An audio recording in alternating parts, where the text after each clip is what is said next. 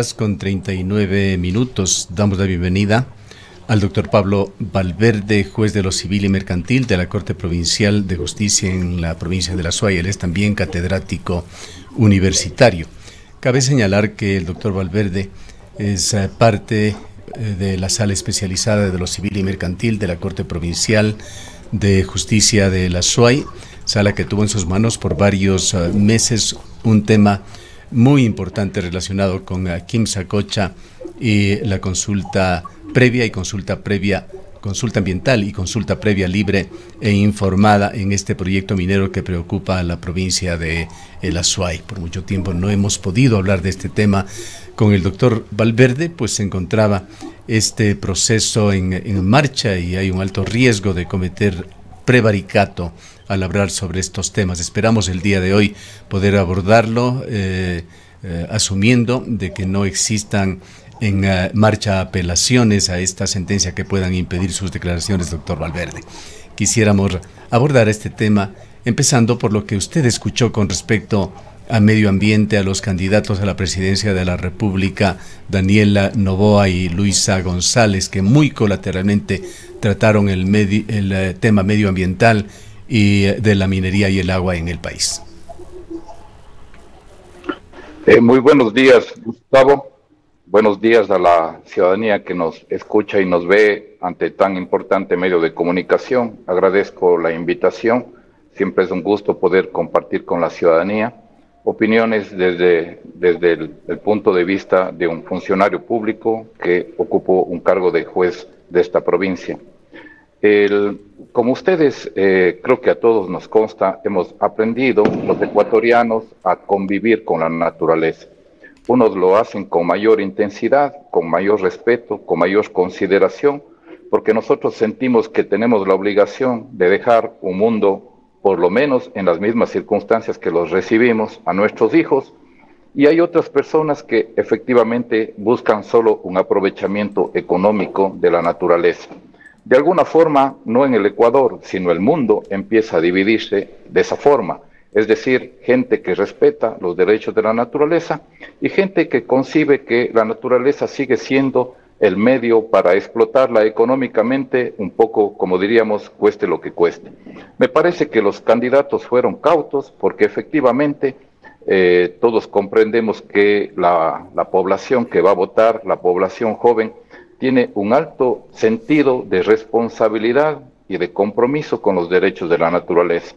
A nadie se le ocurre, que tal vez hace 30 años lo hubiese dicho y hubiese sido aplaudido, que iba a considerar toda forma de explotación de la naturaleza, de los recursos naturales, porque eso provoca ingresos de recursos económicos. Esos ingresos económicos permiten la satisfacción de necesidades básicas y el destino para cubrir lo que requiere el presupuesto general del Estado, y por lo tanto es bienvenida carta blanca para cualquier tipo de explotación, sin importar el daño que se pueda generar. Creo que vivimos otra época. Les vimos cautos, respetuosos. El candidato Noboa dice que no tiene ningún tipo de interés en los temas mineros, y eso también de alguna forma significa sintonizarse con la opinión ciudadana.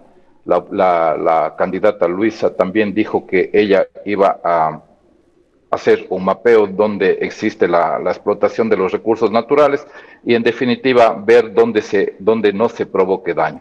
Porque eso significa también sintonizarse con los pronunciamientos que hemos hecho la ciudadanía en su mayoría de respeto, de total respeto, y como dije en un inicio, aprender a convivir con la naturaleza. Si podemos hablar sobre la sentencia, no es nuestra intención entrar en grandes detalles, doctor Valverde, pero sí sería importante conocer desde su punto de vista cuál fue el espíritu de esta sentencia de la Sala Especializada de lo Civil y Mercantil, que tiene muchos aspectos, muchas aristas. Uno de ellos, la realización de consulta previa libre e informada en la comunidad de Escaleras, que entendemos se la extenderá también a comunidades cercanas como San Gerardo, posiblemente Girón, Victoria del Portete y eventualmente incluso algunos sectores de la ciudad de Cuenca. Coméntenos, por favor, este tema, el espíritu de esa sentencia que se tomó algunos meses la Corte hasta dirimir. Como como bien usted dijo y la ciudadanía conoce, de alguna forma hay que reconocer, era una sentencia esperada, había transcurrido una buena cantidad de tiempo, lastimosamente circunstancias propias del tribunal, la carga procesal nos impidió hacer un pronunciamiento oportuno como lo hubiésemos querido hacer y como siempre es nuestro compromiso con la ciudadanía. Yo sí quiero explicar aquí temas que me parecen importantes y que los destaco porque de alguna forma denota también cómo es el accionar estatal en el tema de del desarrollo del derecho minero. En primer lugar, un tribunal de la Sala de lo Civil está integrado por 3 jueces. La jueza ponente de este caso de Quinzacocha salvó el voto. Eso quiere decir que se apartó del voto de mayoría en el sentido de que ella dijo que no había, declaró sin lugar la acción de protección. Yo fui el juez ponente del voto de mayoría que lo suscribió también el doctor Edgar Morocho, juez de este tribunal. Esto es algo que ocurre en los tribunales de justicia, es decir, no hay una uniformidad de criterio y por lo tanto, ante esa falta de uniformidad, me tocó a mí hacer el voto de mayoría.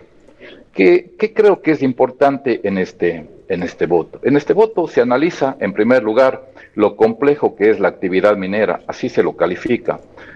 Calificamos también que este es uno de los casos difíciles que tenemos que enfrentar los jueces. No es un tema fácil de resolver, porque obviamente hay situaciones que no se definen mucho todavía en el derecho constitucional, pero sin embargo este voto tiene una fundamentación en base a los estándares internacionales de la Corte Interamericana de Derechos Humanos y también en lo que tiene que ver en los pronunciamientos de la Corte Constitucional. Con esta introducción que a la ciudadanía le permite comprender que de un tribunal 2 jueces piensan de una manera y otra jueza se aparta de esa opinión, pero obviamente lo que se tiene que ejecutar es el voto de mayoría, el voto que yo lo formulé. Considero que es importante que veamos estos siguientes aspectos. En el debate procesal no se logró demostrar que hay una situación por parte del Ministerio de Energía y Minas que haya una vigilancia permanente de cómo se está desarrollando la fase de exploración que se lo ejecuta ya cerca de 20 años. Es decir, no se logró demostrar en el proceso que efectivamente hay un compromiso por parte del ente público en ejercicio de sus competencias de estar vigilante atrás para que efectivamente asegure a todos los ecuatorianos que la fase de exploración se lo estaba ejecutando conforme las condiciones y los requerimientos que se exige ahora con la técnica moderna y obviamente en el amparo de la normativa constitucional y legal. Pero obviamente nosotros llegamos a una conclusión exactamente igual a la conclusión que llegó el juez de primer nivel. Es decir, en este proceso no hubo demostración de daño, pero eso no quiere decir que esta conclusión no hay daño, pero sin embargo eso no debemos dar por cierto de que el Ministerio de Energía, del Ministerio del Ambiente, estaba cumpliendo a cabalidad las responsabilidades. Por eso,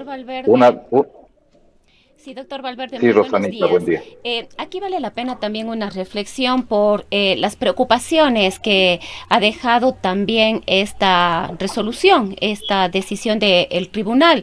Por un lado, ha habido realmente satisfacción porque se ha ratificado que ha habido incumplimiento y vulneración de derechos en este proceso de la intervención de la minera transnacional. Sin embargo, hay sectores que, si bien han expresado esta satisfacción, también hay una preocupación porque se advierte que este dictamen estaría avalando la existencia o la presencia de la minera en el sector y dándole carta blanca para que si cumple de una u otra manera con estas consultas a las que se hace referencia, pues podría continuar con el proceso pese a la negativa de los cuencanos, de las cuencanas, de los azuayos a que no haya minería en estas zonas. Explíquenos por favor este tema.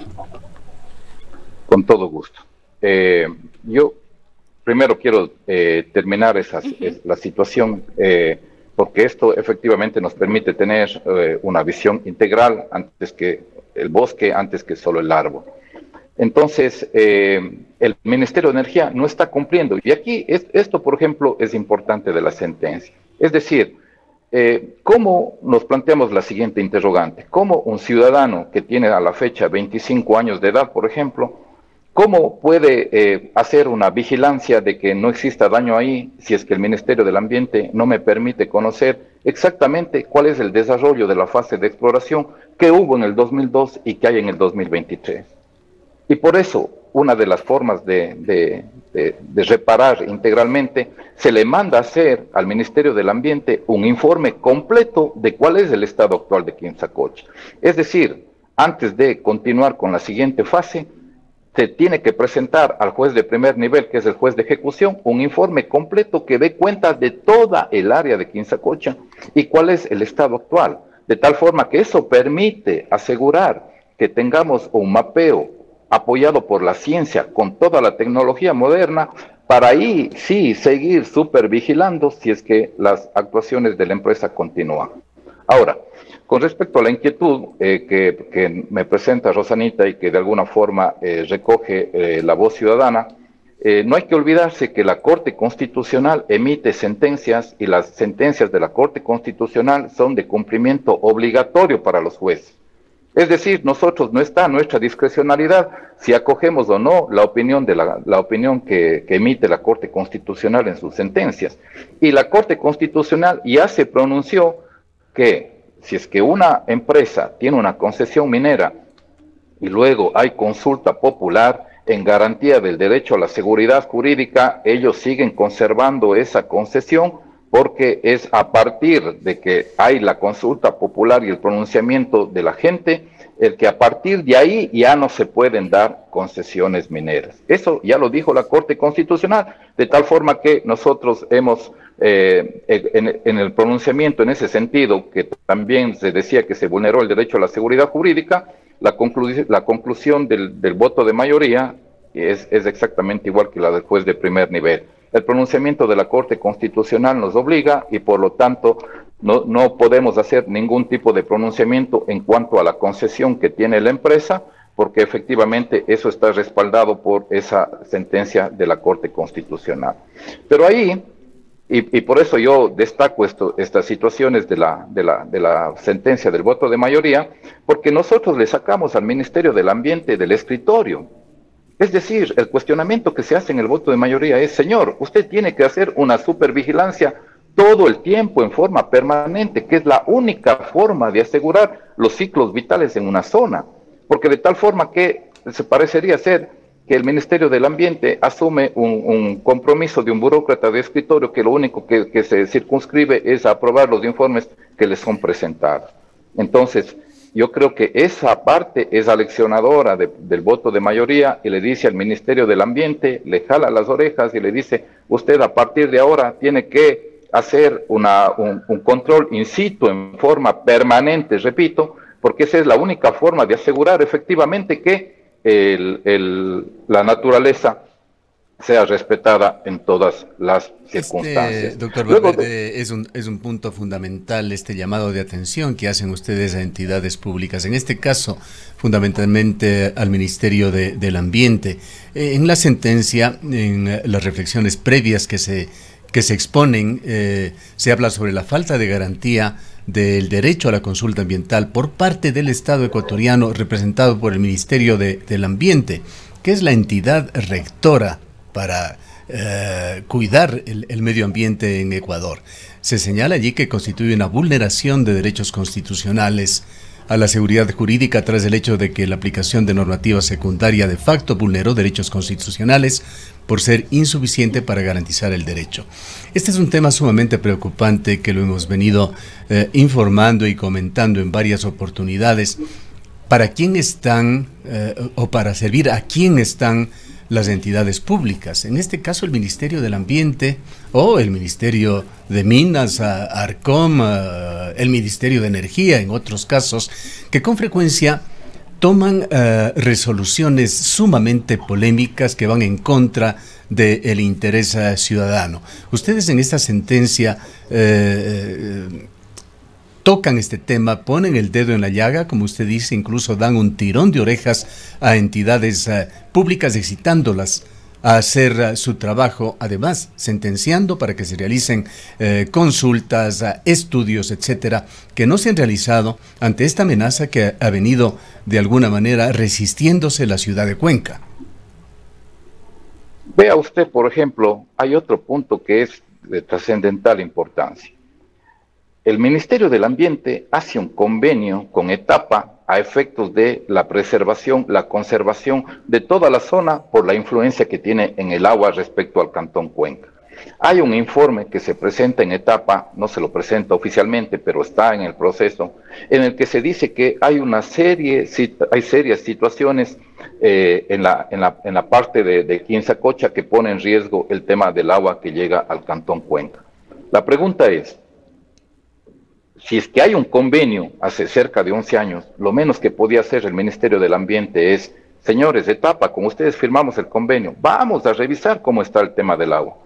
Supervigilemos, veamos, nombremos los técnicos. Es decir, hacer ese seguimiento que vuelvo y repito, es la obligación del ente estatal. Y aquí también, obviamente, en coordinación con Etapa. Sin embargo, no hubo ningún pronunciamiento y la empresa presentó un informe de una técnica que dice que no hay daño al agua. Ahora, ¿nos podemos conformar con eso? Yo creo que no. ¿Por qué? Porque aquí tiene que intervenir Etapa y por eso se manda a notificar a sí mismo como una de las medidas de reparación para que el Ministerio del Ambiente, en coordinación con los funcionarios de Etapa, que seguramente designará la gerente actual de la empresa, para que vayan y supervigilen cómo está el tema del agua en Quinzacocha. Entonces vea usted, incluso la sentencia le involucra a la empresa pública que es la responsable de la provisión de agua en el Cantón Cuenca. Y asimismo es un jalón de orejas en el sentido de que si usted firma un convenio hace 10 años para ejecutar acciones, ¿en dónde quedan las acciones de ese convenio? Es decir, parecería ser que en el Ecuador lo que pasa es que un funcionario público tiene toda la buena voluntad de ejecutar buenas acciones, viene otro y se olvida. Es decir, parecería ser que el convenio es a título personal y no es institucional, y no puede ser así. Entonces, por eso también, como medida de reparación, se ordena la supervigilancia, el informe de todo lo que tiene que ver con el agua, pero con Etapa. Ahí ya tiene que entrar la empresa pública de la que es la de la provisión de los servicios de agua potable en el Cantón Cuenca. Y obviamente también la sentencia ordena la consulta previa en las parroquias Victoria del Portete y en la parroquia Tarqui, y también la consulta ambiental en todas las zonas que es de influencia del proyecto. Y aquí hay algo importante que resaltar. Cuando uno propone una acción jurisdiccional constitucional de protección, ¿no? La carga de la prueba no tiene quien la propone, sino tiene la entidad pública, tiene que demostrar y tiene que dar información respecto a lo que se está acusando. Entonces, existió muchas situaciones que trató de justificar, que lo justificó, mejor dicho, la empresa, pero la empresa no era la llamada a demostrar, era la entidad pública. Es decir, hasta en eso, hasta en la carga probatoria, la entidad pública se abstuvo de actuar los medios probatorios, sabiendo que esa responsabilidad es indelegable de acuerdo a lo que he dicho los estándares de la Corte Interamericana de Derechos Humanos. Y por eso también se dice, si bien hay estos informes, sin embargo, el Estado le correspondía demostrar todo este tipo de situaciones y no lo hizo, y por eso las medidas de reparación integral en la forma que se ordenó, mucho más amplias de lo que vino dictadas por el juez de primer nivel. Y quiero también hacer un aclaratorio. Yo me he permitido ahora comunicar, poner en conocimiento de la ciudadanía estas partes importantes de la sentencia que me parece que es útil resaltar, porque me parece que también en el derecho debemos hacer pedagogía a efectos de que podamos tener un conocimiento de lo que ocurre con nuestro vivir diario y mucho más con temas tan trascendentales como los derechos de la naturaleza, porque efectivamente todos los recursos horizontales ya fueron atendidos, ¿no? Es decir, nuestros pronunciamientos dentro de los tiempos los hemos dado y ahora únicamente cabría, si si es que alguna de las partes procesales interpone una acción extraordinaria de protección, cuya competencia ya la tiene la Corte Constitucional y nosotros ya no tenemos que emitir ningún pronunciamiento. Por eso es que ahora, luego de que ya se han agotado todos los términos y todos los recursos horizontales que podían haberse interpuesto, me he permitido poder conversar con ustedes de este importante tema, de una sentencia que, como usted dijo al inicio,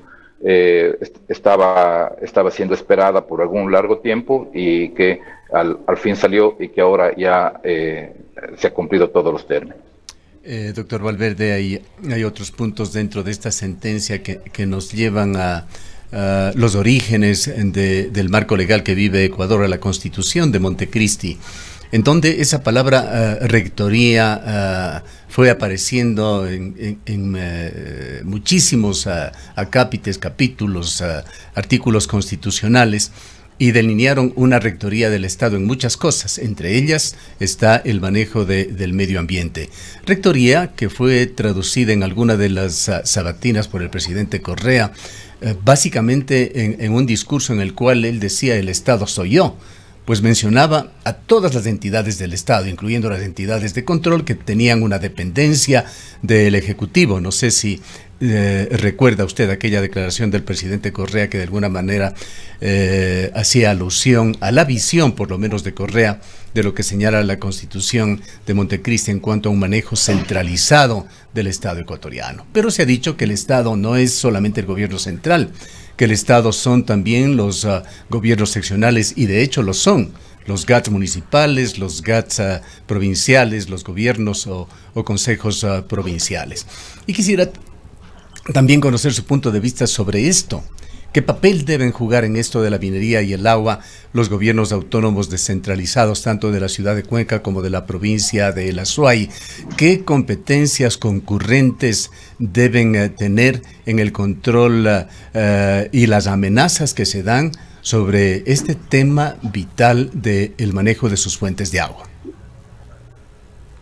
A ver, yo quiero aquí resaltar que es una obligación de todo ciudadano, no de los GATS, de todos ciudadanos de este país, es decir, potencialmente de las personas mayores de edad y los que tienen capacidad de ejercicio, ¿no? Hablemos de prácticamente de toda la población que ejerce el voto, y eso también incluye también a los jóvenes que tienen que podrían tener esa capacidad de darse cuenta de lo que significa un daño, de denunciar el daño. Hay acción popular en los temas de los derechos de la naturaleza. Y por lo tanto todos debemos estar atentos a lo que pasa, porque como digo, nosotros defendemos el medio en el que estamos habitando, pero también el medio que se merecen recibir las generaciones actuales y las futuras generaciones del Ecuador. Entonces, me parece a mí que no es solidario, es egoísta, es una situación completamente antivalores, de que nosotros querramos decir, nosotros explotamos como nos venga la gana, y allá ustedes arréglense cuando a ustedes les corresponda en sus respectivas líneas del tiempo con respecto a las edades. Eso a mí me parece que es completamente irresponsable, y por lo tanto toda la ciudadanía, todos los GATS, todos los entes, ¿no?, tendrían que estar atentos y defender a ultranza, porque por ejemplo, yo le digo, si es que puede empezar una afectación de cualquier tipo ¿cuáles son los que tienen mejor información? Obviamente, las localidades que están más cercanas y las que pueden supervigilar de mejor forma qué está ocurriendo ahí en cualquier actividad humana que se haga con respecto a la naturaleza. Todos, repito, tenemos esta obligación. Pero yo también quiero resaltar aquí una cosa, Gustavo, que a veces escuchamos, y lastimosamente así ha ocurrido, que hay un abuso de las acciones de protección, tanto de abogados, en ejercer sobre temas que no tienen que ver con la discusión en la dimensión constitucional de los derechos, y también jueces que han dictado sentencias completamente arbitrarias a través de estas acciones de protección, acciones de habeas corpus. Y un poco ahí la ciudadanía como quien se revela y dice, ¿y para qué estas acciones? ¿Para que estos irresponsables continúen haciendo esas cosas? No, es que estas son las garantías para todos los ciudadanos. El hecho de que determinados casos se los abuse, se dicten sentencias incorrectas, eso no quiere decir que debamos terminar las acciones constitucionales. Y vea usted, por ejemplo, ¿no? Esta situación de poner un cuestionamiento a cuál es el accionar del Ministerio del Ambiente, se lo hace a través de una acción constitucional de protección. Y ahí el Ministerio del Ambiente es llamado ante los tribunales de justicia a responder. Y vea usted, frente a todas las aseveraciones que se hacen en la sentencia, en el voto de mayoría, el Ministerio del Ambiente no ha dicho, un ratito, usted está equivocado, yo sí estoy cumpliendo, aquí está. No lo ha hecho. Lo que quiere decir que hay una aceptación de que efectivamente las circunstancias se han estado dando tal como se relata en el voto de mayoría. Vea usted, voy a agregar algo más en este punto, porque yo sí quiero que tengamos esa conciencia, ese claro concepto de que las garantías están hechas para los ciudadanos cuando hay abuso del poder. Entonces, cualquier limitación a esas garantías, luego nosotros podríamos vernos abocados a una situación que diríamos, ¿y ahora quién nos puede salvar si ya no hay las acciones constitucionales? Vea usted, por ejemplo, se destituyó a un juez de la Corte Nacional. ¿A través de qué medida él recuperó su cargo?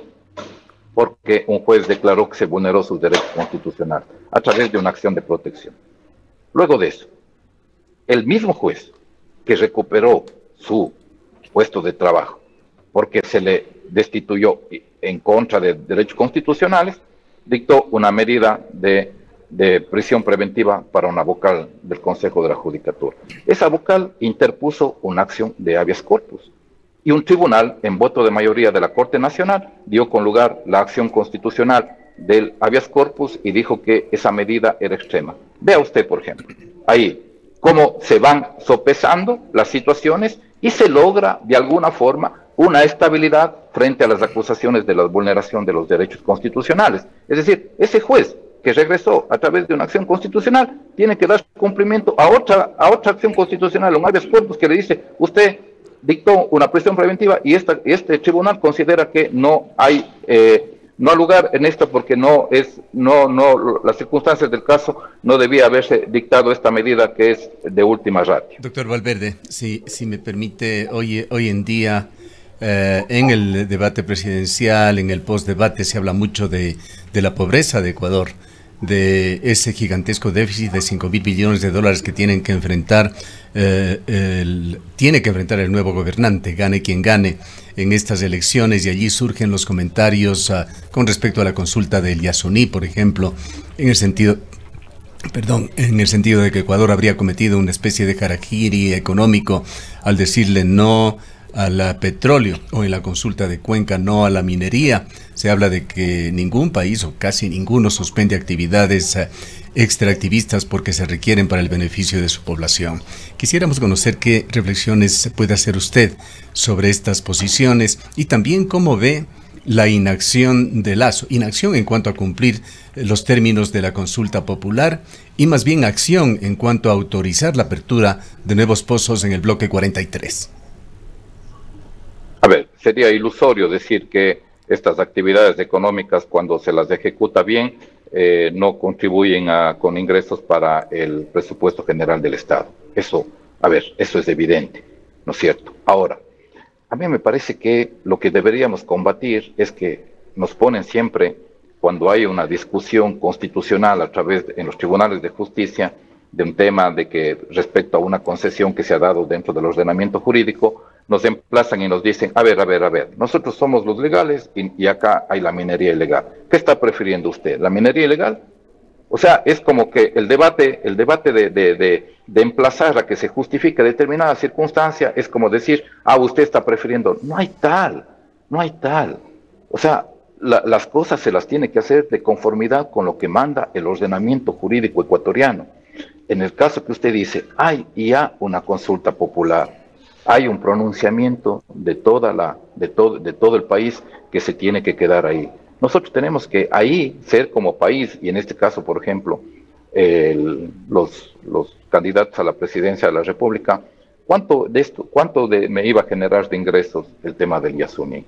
Entonces, ¿cómo puedo yo recuperar esos ingresos para que efectivamente no afecte la tutela de los derechos constitucionales? Pero yo aquí hago otra pregunta.